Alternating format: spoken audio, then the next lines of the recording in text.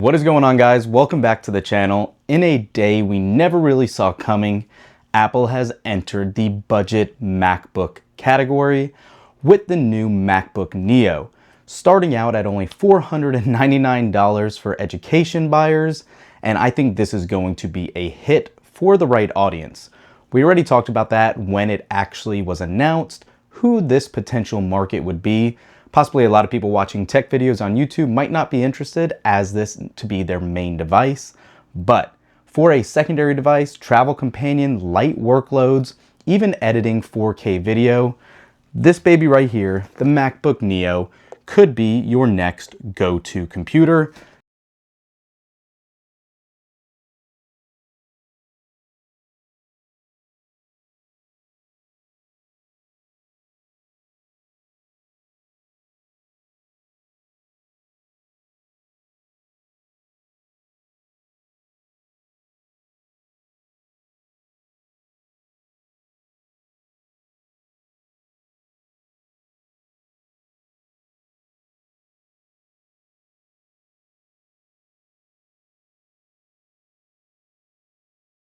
All right, and here it is. The packaging matches all of Apple's latest aesthetics, with the color of the product on the outside of the package taking the predominance of the first look, and then obviously the MacBook Neo naming scheme in matching colorways right on the side. As I mentioned earlier too, this is the 8 gig 256 storage. It does have a 13-inch display that's basically 1440 resolution. It's not going to be the highest end, but the build quality and the screen resolution could be one of the biggest differentiators between these and Chromebooks, as well as same priced Windows computers. Let's go ahead and tear it open and let's get that satisfying peel out of the way. Oh yeah, one more. Perfect. Now, this is not the same exact iPhone chip that we had in the iPhone 16 Pro from 2 years ago. This is a somewhat different model to customize for this new MacBook. Now, right when you take it out of the package, I don't know if you can see that there, it actually says hello in that matching colorway, which is definitely a nice touch. Once we go ahead and lift that back, we are greeted with the computer in all of its glory. And I'm gonna shine some different light on this so you can see it here in a second. Color matching pegs for the bottom for grip, matching Apple logo, and it really looks like a lemon lime colorway. We'll jump back into that in 1 second. But also in the box, you're going to have some reading materials on the MacBook Neo, talking about what to expect. No stickers, as Apple has stopped that somewhat recently. And then a 20-watt adapter here with a nice braided USB-C to USB-C cable. Now, one thing I do want to mention, even though it does only come with a 20-watt brick, it can charge a little quicker. I believe you can use an adapter up to 30 watts for an average charge speed there. We'll put that through the test. I do have some. I'll throw those links up down below if you want to charge your new MacBook Neo with the best speeds possible. So let me get all this turned on and we'll be right back. As you can see, not only did Apple not skip out on build quality here, but we also have that one hand open for the lid. Not sure if you heard that, but it sounded great turning on as always. And this is the first look at the Neo.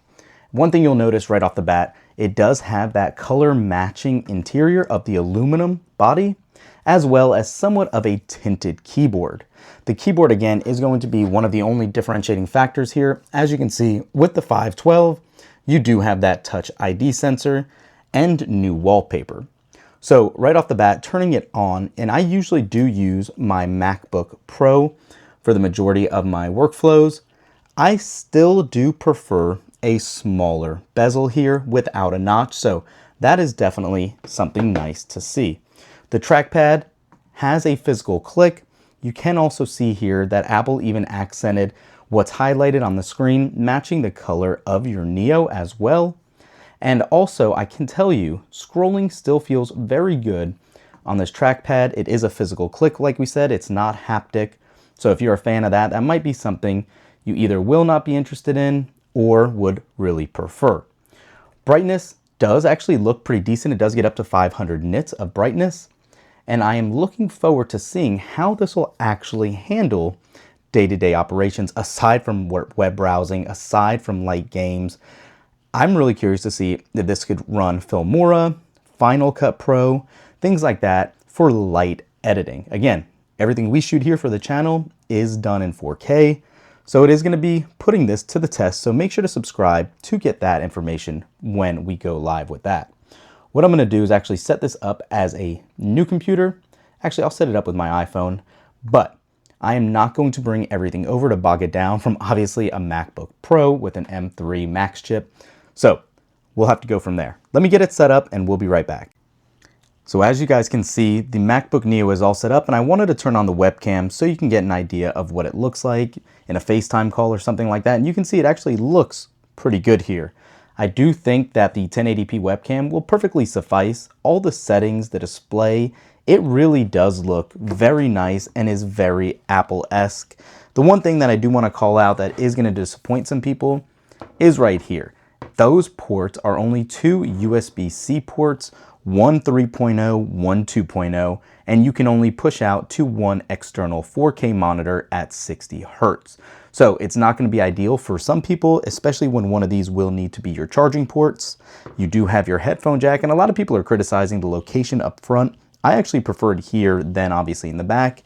And then you do have your two speaker cutouts, speaker grills right on the side for somewhat of a surround sound speaker setup. And again, right when you open it up, it looks great, instant on, and should be able to, again, handle all of your day-to-day needs. Launching Safari right here is quick and easy. Let's go to Apple Insider, see what's going on there. And you can see it flies pretty well. Let's open Apple TV. And it is cranking right along. I'm going to go ahead and actually, oh, it looks like it logged me out for some reason. Let's sign back in really quick. And now that we're in, let's go ahead and just try to play one of the race updates from last weekend for F1. Let's go to, let's see if we can find the history of one really quick. Let's just play this really quick. All right.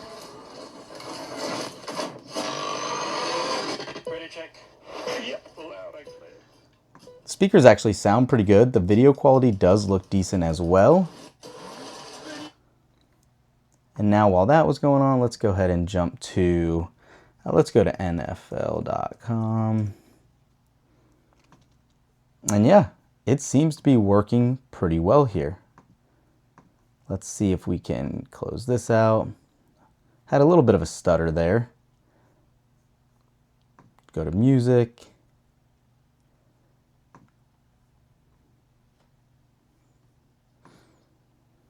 Obviously, we don't want to play anything or we'll get a copyright strike here, but yeah, everything is opening as you would hope. One thing I do want to do, I will change the angle here. I do have another external monitor right here that I want to push out. It is a 4K smart monitor. It's an LG. Let's see if we get any sort of pop-up notification, like it said, if we plug it in the wrong port. So ideally, you're going to want to do this on the one closest to the back of the device.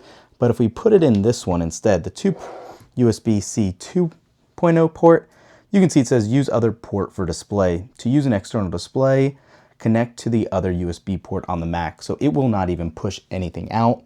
So if we go ahead and unplug it, plug it in there, and actually turn on the device, you can see it gave us an option showing you it was about to cast, and we should be ready to go. And as you can see here, we can easily cast and extend the display. Color representation looks pretty good. Let me go ahead and actually, let me open this up in this tab here.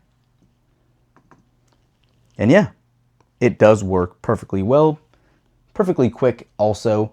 One thing I do want to call out though, when you push web browsing and when you use Chrome instead of Safari on these machines, Chrome is very hungry on RAM. So keep in mind, it will bog down this computer quicker than Safari, but it does manage memory still decently well if you need. So the last remaining question is, should you buy the new MacBook Neo? And that's really going to depend on your kind of workload that you deal with, what your end goal is, education, anything like that, light web browsing, quick travel companion. This is going to be the way to go. What's crazy is this baby here is less expensive than an iPad and a keyboard dock. This is all in one. Better performance. I think the storage is going to be better. I think the longevity should be pretty good as well. So let me know what you guys think in the comments below. I'll throw those affiliate links up down below again, and let me know if you pick up the new Neo. Thanks for watching. We'll catch you in the next one. Peace.